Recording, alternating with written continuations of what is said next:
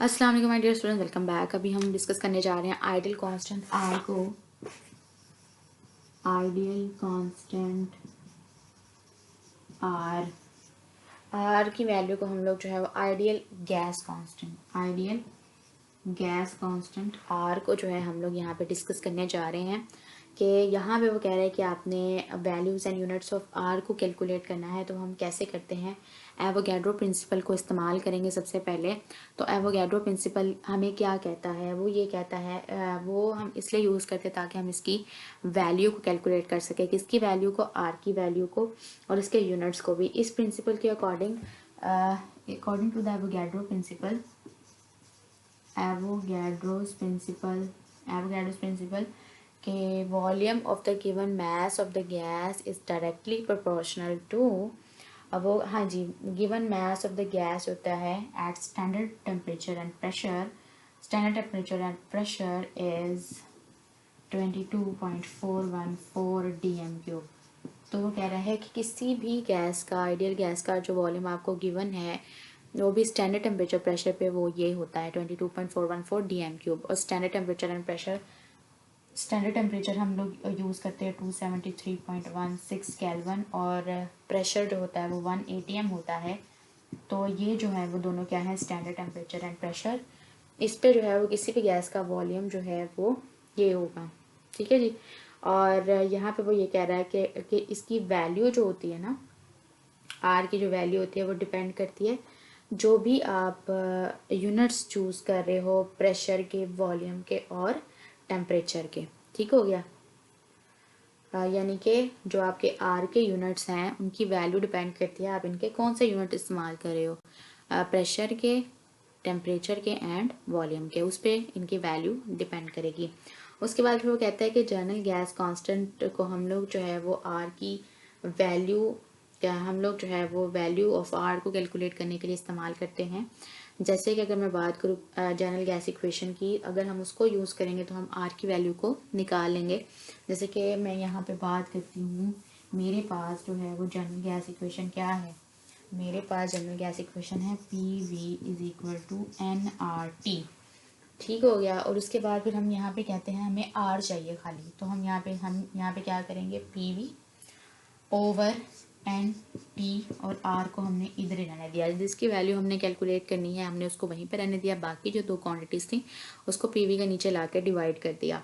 ठीक हो गया जी। अब हमारे पास ये जो है वो एक इक्वेशन बन गई है जिसमें हमने सिर्फ और सिर्फ जो भी हमें प्रेशर की, वॉल्यूम की और टेम्परेचर की और एन की वैल्यू दी गई होगी उसमें पुट करेंगे और आर की जो है वो वैल्यू निकाल लेंगे, जो कि हमने पहले ही बता दिया कि इनके यूनिट्स पे डिपेंड करता है कि जो से यूनिट्स आप यूज़ करेंगे इनके लिए, प्रेशर, वॉल्यूम और टेम्परेचर के लिए, उसी हिसाब से आर की वैल्यू होगी। तो फॉर एग्जांपल हम यहाँ पे सबसे पहले जो कंडीशन है वो देख लेते हैं। प्रेशर जो है वो हमारा 1 atm है, यस, प्रेशर जो है वो atm में है और जो हमारा वॉल्यूम है वो dm³ में है। ठीक है जी। तो हम यहाँ पे सिंपली क्या करेंगे, इस वाली वैल्यू को लिखेंगे, प्रेशर की जो वैल्यू है 1 atm और उसके अलावा वी वॉल्यूम में जो है हमारा जो है वो dm³ में है। ठीक है जी।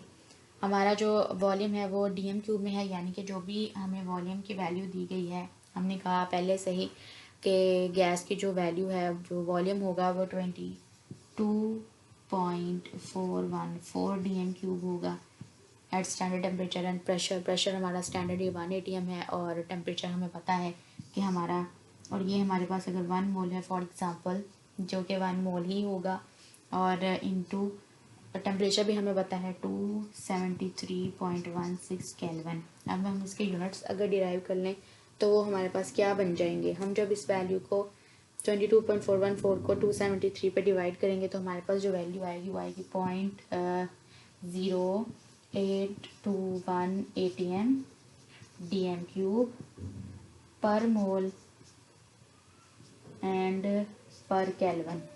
ये मैंने पर क्यों लगाया है, क्योंकि ये ऊपर थे, यानी कि न्यूमरेटर में थे तो इनके साथ पर नहीं लगेगा, atm dm³ भी लगेगा, लेकिन जब हम नीचे की वैल्यू जो कि डिनोमिनेटर में है उनको उठा के ऊपर लेके जाएंगे वैल्यू के साथ, तो यहाँ पे पर लग जाएगा, यहाँ जो कि उसको हम -1 से शो करते हैं। सो atm dm³ पर मोल पर केल्विन जो है वो इसकी वैल्यू आएगी।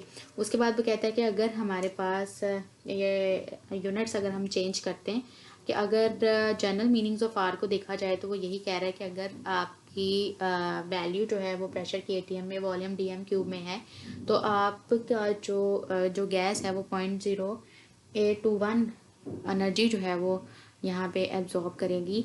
और यहाँ पे ये जो आपकी एटीएम डीएम क्यूब जो है ना, एटीएम जो है यहाँ पे एनर्जी के मानों में यूज़ हो रही है। और यहाँ पे वो कह रहे हैं कि आर जो है, जो आर की वैल्यू यहाँ पे ये एक यूनिवर्सल पैरामीटर है सारी गैसेस के लिए, जिससे हमें पता चल रहा है कि आइडियल गैसेस की एनर्जी उनको सेम ही चाहिए होती है अगर आप उसके इस तरह से उसको जो अप्लाई करो। तो यहाँ पे यही बात कह रहा है कि यहाँ पे ये जो है ना, ये वैल्यू ये एनर्जी के मानों में यूज़ हो रही है कि जो सारी की सारी गैस के मॉलिक्यूल्स के एनर्जी रिक्वायरमेंट है वो सेम ही होती है। ठीक है जी। जब आप उसके ऊपर इस तरह से काम करेंगे, यानी कि अप्लाई करेंगे उसको। उसके बाद कहते हैं कि अगर हम इसको यूनिट्स को चेंज करते हैं, फॉर एग्ज़ाम्पल मैं इसी को जो है वो इरेज करके यहीं पे बता देती हूँ कि अगर आपके पास क्या हो, अगर आपके पास जो है वो प्रेशर टॉर में हो, एटीएम की जगह अगर यहाँ पे टॉर कर दिया जाए, ठीक है, जो कि हमें पता है हम 760 टॉर को जो है वो मोस्टली यूज़ करते हैं। और वॉल्यूम जो है टॉर या फिर मिलीमीटर मरकरी में इसको यूज़ कर लिया जाता है। तो आप यहाँ पे टॉर या फिर मिलीमीटर मरकरी भी यूज़ कर सकते हो। फॉर एग्ज़ाम्पल प्रेशर की जगह पे मैंने लिखा 760 टॉर, यहाँ पे मिलीमीटर मरकरी, और वॉल्यूम की जगह पे मैंने उसकी वैल्यू लिख दी 22.414 डीएम क्यूब, और 1 मोल इनटू टेम्परेचर की वैल्यू 273.16 केल्विन। ठीक है जी। बाकी सारी वैल्यूज़ वही रही, प्रेशर की वैल्यू उनमें चेंज कर दी, तो उसी के अकॉर्डिंग इसकी जो टोटल वैल्यू है वो भी चेंज हो जाएगी। जब हम इसको सॉल्व आउट करेंगे, इसके साथ मल्टीप्लाई करके इसके ऊपर डिवाइड करेंगे, यू हैव द कैलकुलेटर, तो आप उस पर कैलकुलेट करके देख सकते हो। तो इसकी वैल्यू जो फाइनल आ जाएगी वो आ जाएगी 62.4 डी एम क्यूब। ठीक है जी।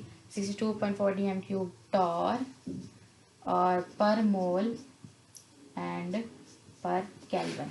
आई होप आपको ये क्लियर हो गया है। टॉर ये डी एम क्यूब, पहले उसने लिख दिया 62.4 टी एम क्यूब, और साथ में ये आपका टॉर का यूनिट और ये डी एम क्यूब का यूनिट, और साथ में ये पर मोल और पर केल्विन।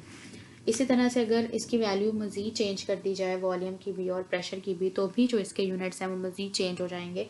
किस तरह से कि अगर वो आपको कहता है कि आपके पास प्रेशर जो है वो किस में है, अगर आपके पास प्रेशर जो है वो टॉर में ही है, लेकिन जो आपका वॉल्यूम है वो किस में चला गया है, सेंटीमीटर क्यूब में, तो आप सेंटीमीटर क्यूब का मतलब क्या होगा कि यहाँ पे आपका जो 22.414 डी एम क्यूब है वो 22414 सेंटीमीटर क्यूब में कन्वर्ट हो गया होगा, यानी कि उसका पॉइंट जो है वो ख़त्म हो चुका होगा।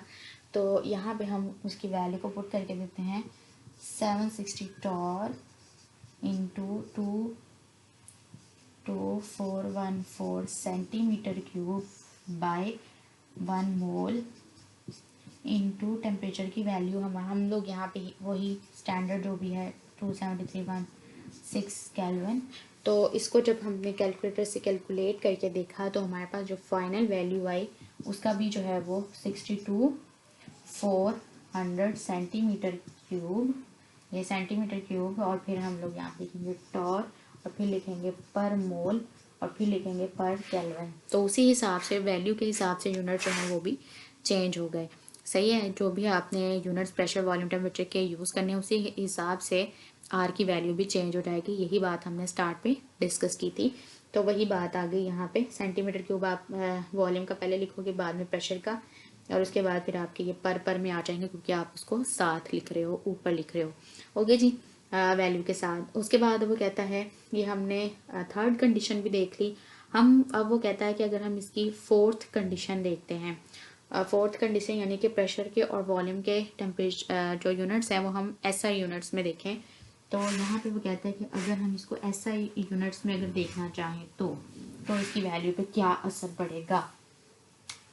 एसआई यूनिट्स यानी कि सिस्टम इंटरनेशनल में अगर देखा जाए तो प्रेशर के यूनिट्स वो कहता है कि अगर हम इसको न्यूटन पर मीटर स्क्वायर में करें, ठीक है जी, और उसके बाद हम लोग यहाँ पे 1 ATM यानी कि न्यूटन पर मीटर स्क्वायर, जो कि हमें पता है इसकी वैल्यू क्या होती है, वो भी लिख देते हैं साथ, 101325 न्यूटन पर मीटर स्क्वायर, जो कि इक्वल टू 1 ATM ही होता है।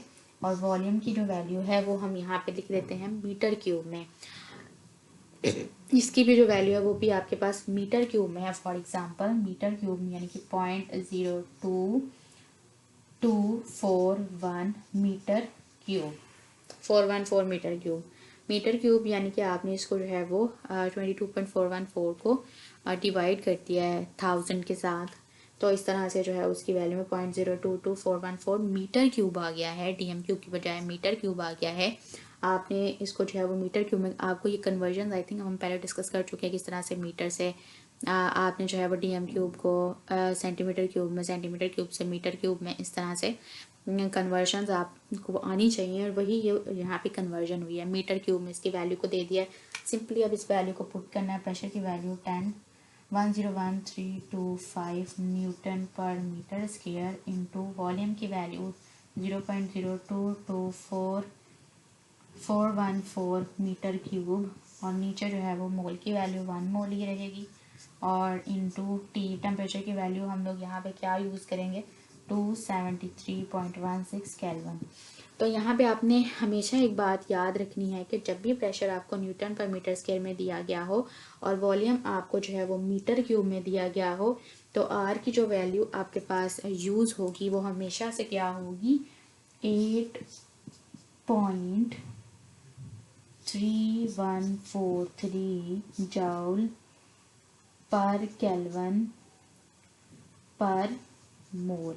ये जूल कहाँ से आया है, तो न्यूटन मीटर जो होता है ना, न्यूटन मीटर, इसकी जगह पे उसने जूल यूज़ कर लिया है। न्यूटन मीटर जो होता है ना, 1 newton metre is equal to 1 joule.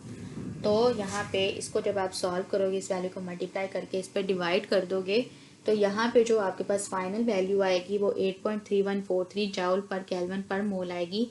तो जूल, 1 जूल जो होता है 1 न्यूटन मीटर के बराबर होता है, तो यहाँ पे इसने जूल इस्तेमाल कर लिया है बजाय न्यूटन मीटर स्क्वायर इस्तेमाल करने के। आई होप कि आपको जो है ये टॉपिक यहाँ तक क्लियर हो चुका है। फिर भी कोई आपका क्वेश्चन होगा तो let me know in the comment section. Okay जी, उसके बाद फिर हम नेक्स्ट बात करने जा रहे हैं। वो कह रहा है कि अगर एक कैलोरी की बात करें तो वो किसके बराबर होती है। बहुत इंपॉर्टेंट MCQs अक्सर जो है वो पेपर्स में, एग्जाम्स में ये पूछा भी जाता है, और आई होप कि आपको ज़रूर इसके बारे में क्लियर होगी ये चीज़ कि क्यों पूछा जाता है। ओके जी, ओके तो हम यहाँ पे कह रहे हैं कि अगर हम लोग यहाँ पे बात करें,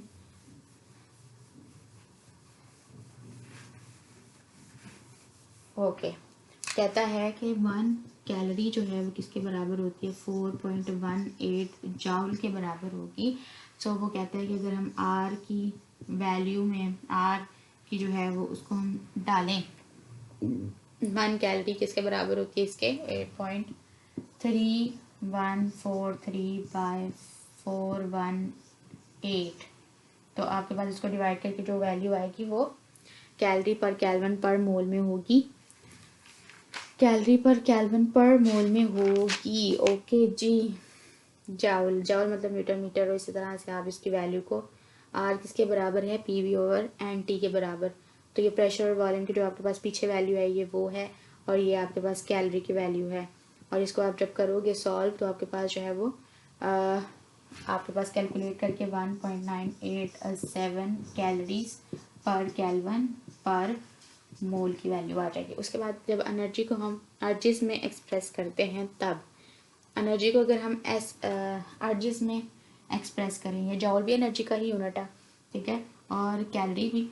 तो यहाँ पे अगर एनर्जी को हम अर्जिस में रिप्रेजेंट करें, अर्ट्स में रिप्रेजेंट करें, तो फिर हम क्या करते हैं, 1 joule is equal to 10 ergs, 10 ergs के बराबर है। तो आर की वैल्यू हमारे पास क्या हो जाएगी, यहाँ पे हो जाएगी 8.3143 into 10⁻⁷, sorry 1 joule is equal to 10⁻⁷ ergs, 7 ergs के बराबर है, ठीक है जी। और अर्ट्स पर मोल पर केल्विन, ओके।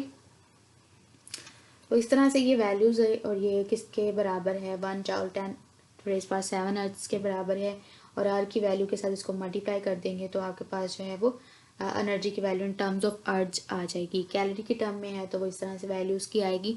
आई होप आपको जो है ये क्लियर हो गया है। ये जो पीछे वैल्यू है ये वही है, उसी को इस्तेमाल किया जा रहा है। उसने आपको सॉल्व करके बता दिया, उसी के साथ आपने जो है वो नीचे आपने कैलोरी की वैल्यू लगा दी है, साथ में आपके पास जो है उसके यूनिट आ गए अकॉर्डिंग टू कैलोरी। और उसके बाद अर्ज की टर्म में अगर आप निकालना चाह रहे हैं तो उसके भी वैल्यू आपके पास आ जाएगी। आपको पता होना चाहिए कि 1 जॉल किसके बराबर है, उसी की आपने वैल्यू पुट करनी है और आपके पास जो उसके अकॉर्डिंग आपने यूनिट्स लगा देने हैं और वो आपकी value of energy, value of R होगी एनर्जी की और इन टर्म्स ऑफ अर्ज। ठीक है जी। तो ये आपके पास जो थे यूनिट्स ऑफ आर थे और उनकी वैल्यूज़ थी जो कि अकॉर्डिंग टू प्रेशर, टेम्परेचर और वॉल्यूम के जो भी आपने यूनिट्स इस्तेमाल किए उसके अकॉर्डिंगली चेंज हुए। So thank you so much. कोई भी क्वेश्चन हो late me know in the comment section और आई होप आपको टॉपिक क्लियर हो गया है। कोई भी पॉइंट आपको अगर मिस हो गया है तो वीडियो को रिवाइंड करके देख लीजिएगा और कोई भी क्वेश्चन हो तो let me know in the comment section. Thank you so much.